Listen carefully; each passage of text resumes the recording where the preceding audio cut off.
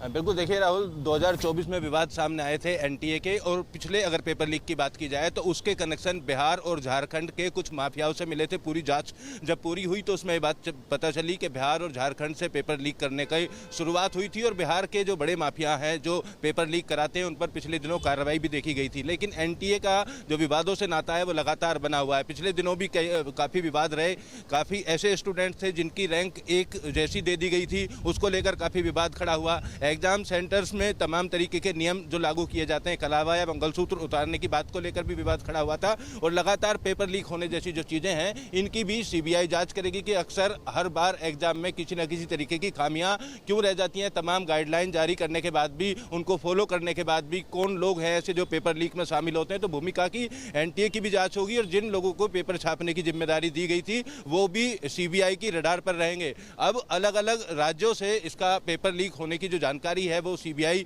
के सामने आई है। अलग अलग जांच एजेंसियां भी काम कर रही हैं। राजस्थान की एसओजी ने शुरुआत में जांच की और काफी लोगों को वहां से हिरासत में लिया। तो फिलहाल माफिया कौन था, किन लोगों के द्वारा पेपर लीक कराया गया, किन के द्वारा पेपर प्राप्त किया गया, और शुरुआती तौर पर किस राज्य से पेपर लीक किया गया, तमाम एंगल्स पर सीबीआई जांच कर रही है। जो सूत्र हैं वो इस बात की पुष्टि कर रहे हैं कि शाम तक मोटा मोटा एक तस्वीर साफ हो जाएगी कि आखिर कहां से पेपर लीक किया गया था और शुरुआत इसकी कहां से हुई, और जिन अलग अलग राज्यों में इस पेपर को भेजा गया था वहां के माफिया कौन कौन थे, पैसा जो लिया गया इनके द्वारा, ऑनलाइन ट्रांजैक्शन की गई या हवाला का इस्तेमाल किया गया था। ये तमाम एंगल्स भी ऐसे हैं जो इस पूरी जांच में शामिल करेंगे, और सीबीआई हर एक एंगल पर फिलहाल जांच कर रही है। कई टीमें इसमें बना दी गई हैं, जिस तरीके से राहुल बता रहे थे कि टेक्निकल एविडेंस जो है उसको भी जुटाया जाएगा। ऐसे तमाम टेलीग्राम ग्रुप, व्हाट्सएप ग्रुप या अन्य सोशल मीडिया के अकाउंट जिनके जरिए इस पेपर को लीक किया गया। जानकारी में ये भी बात सामने आई है कि हाथ से लिखे हुए क्वेश्चन जो हैं वो दिए गए थे हाथ से लिखकर, ताकि इस बात को सीधे तौर पर कोई पकड़ ना पाए कि पेपर लीक किया गया है, और गैस पेपर के तौर पर इस पेपर को लीक करने की कोशिश आते हैं अमित आपके पास। इस बीच बड़ी खबर दर्शकों को बता दें, नीट परीक्षा को लेकर सियासत भी तेज है। राहुल गांधी ने सरकार को घेरा, छात्रों की मेहनत को बीजेपी व्यवस्था ने कुचला। ये राहुल गांधी ने कहा, यह सिर्फ नाकामी नहीं, युवाओं के भविष्य के साथ अपराध है। हर बार पेपर माफिया बच निकलते हैं, ईमानदार छात्र सजा भुगतते हैं, तो लाखों छात्र मानसिक तनाव, आर्थिक बोझ झेलेंगे। अंकित श्रीवास्तव हमारे साथ छात्रों से बातचीत कर रहे हैं भोपाल से, सुनते हैं। सेकंड में मैंने काफ़ी प्रिपरेशन करी थी, और मैंने जब आंसर की भी रिलीज़ हुई थी एनटीए द्वारा, तो फिर उस आंसर की में मेरे 600 प्लस मार्क्स आ रहे थे। बट अब री-नीट का मैंने सुना तो मुझे काफ़ी अफसोस हो रहा है, बुरा लग रहा है कि ये वापस से क्यों हो रहेगा।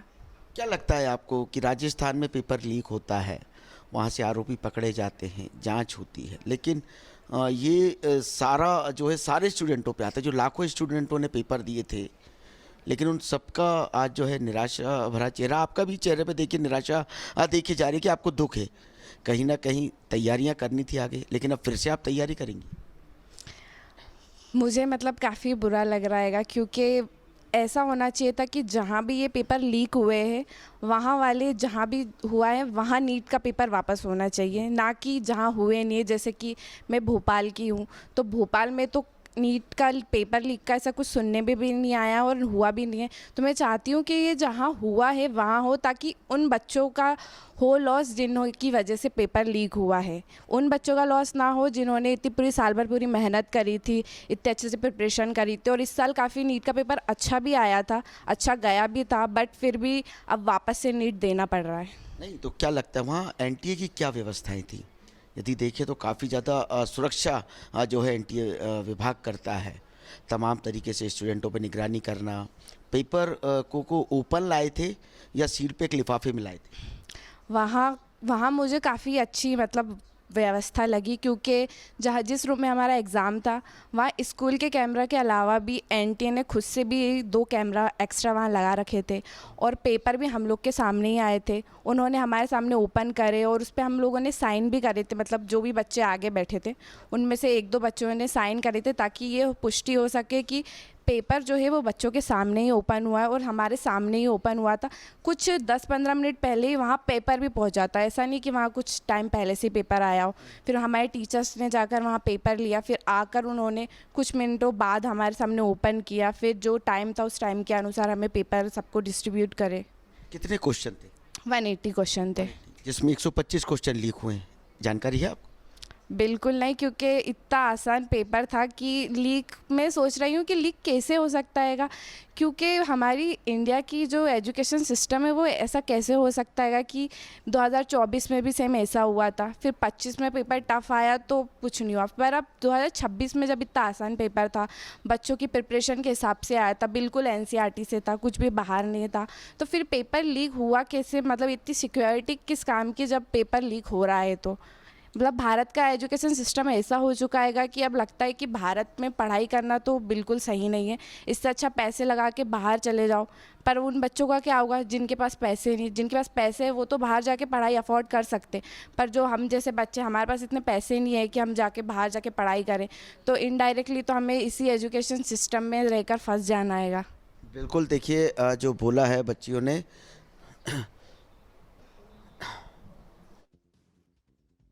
और लगातार सहयोगी जुड़े हुए हैं। सुशांत, चिंता यही है बच्चों की। अब देखिए 24 में हुआ, 25 गया, अब 26 में हुआ, बच्चों की चिंता यही है।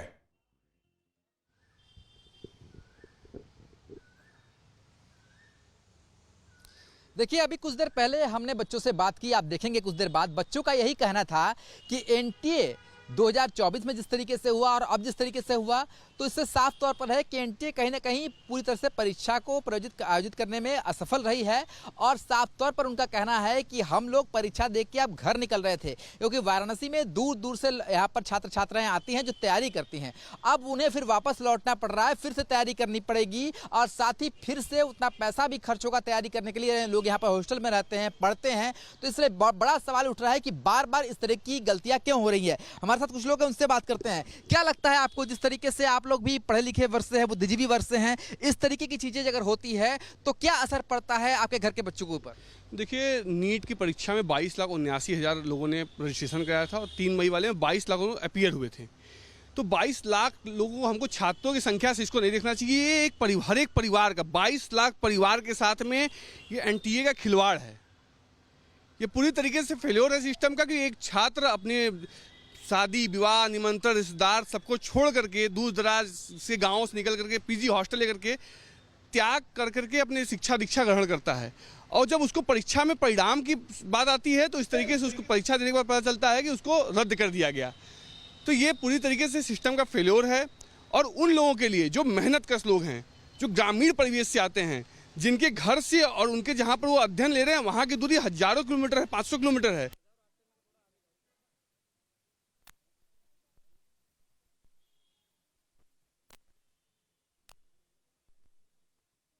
जाहिर तौर पर यह चिंता हर अभिभावक को, हर छात्रों को है। और अमित, आप अपनी बात पूरी कर लीजिए, क्योंकि यहां भी देखिए दिल्ली एनसीआर का यह हिस्सा भी लगता है, गौतम बुद्ध नगर, यहां से भी दूर दूर से छात्र आए थे 3 मई को परीक्षा देने के लिए। अब फिर सेंटर वही रहेगा, सब कुछ वही रहेगा, रजिस्ट्रेशन नहीं होगा, लेकिन मेहनत तो उनकी भी है ना, परिजनों की भी है ना।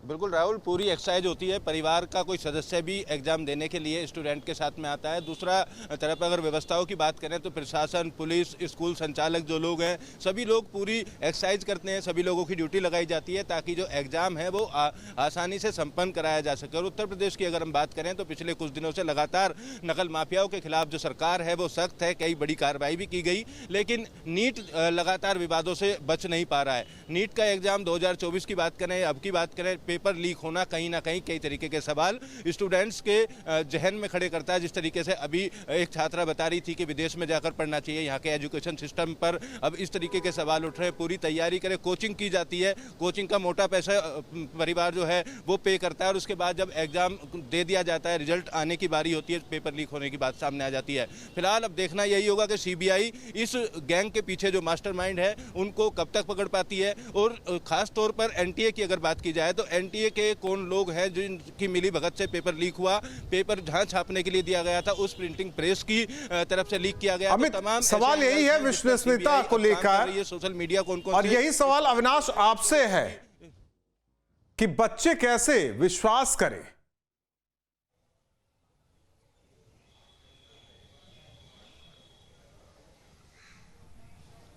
बिल्कुल राहुल, देखिए सबसे बड़ा सवाल अब क्रेडिबिलिटी को लेकर है, क्योंकि जिन छात्रों ने मेहनत करके सालों से मेहनत की, जिन छात्रों ने परीक्षा दी, और देखिए जिस छात्रा की बात हम लोग सुन रहे थे जो भोपाल से बोल रही थी कि मेरा पेपर अच्छा गया, अब अगली बार पेपर अच्छा होगा या बुरा होगा ये कहा नहीं जा सकता। तो ये जो संशय है, ये जो शंका है छात्रों के मन में, जाहिर सी बात है कि ना सिर्फ छात्रों के मन में है बल्कि जो अभिभावक हैं, जो पैसा देते हैं अपने बच्चों को ऐसी प्रतियोगी जो परीक्षाएं होती है उसकी तैयारी के लिए, तो वो अभिभावक भी काफ़ी गुस्से में है, काफ़ी रोष में है। चूँकि कई लोगों से बातचीत हुई, उनका ये कहना है कि जिस एजेंसी के जिम्मे यानी कि एनटीए के जिम्मे इस परीक्षा को आयोजित करने की जिम्मेदारी है, क्योंकि देखिए इसमें कई ऐसे गंभीर सवाल खड़े हो रहे हैं कि इतनी बड़ी परीक्षा, लाखों छात्र, और देखिए इसमें एक सवाल, चूँकि किसी से बात हो रही थी तो उन्होंने कहा कि इसमें कोचिंग संस्थाएं जो हैं जहां पर नीट एग्ज़ाम की तैयारी कराई जाती है, उन कोचिंग संस्थाओं की भी जांच होनी चाहिए, क्योंकि एक चेन है ये, और छात्रों के पास या जो भी जिस तरीके से पेपर लीक किया गया या जिस तरीके से इसको अलग अलग सोशल ग्रुपों में फैलाया गया, तो वो कैसे पहुंचा, चूंकि हालांकि जांच के बाद बहुत कुछ अविनाश साफ होगा। अविनाश, आपका, सुशांत और अमित, आपका बहुत बहुत धन्यवाद हमारे साथ जुड़ने के लिए। जाहिर तौर पर अब सीबीआई जांच करेगी, इसके बाद कहां कहां तक तार है, कौन कौन इसके पीछे हैं, सब कुछ निकलकर सामने आएगा। अब से डीडी फ्री डिश की चैनल नंबर 57 पर देखिए न्यूज नेशन।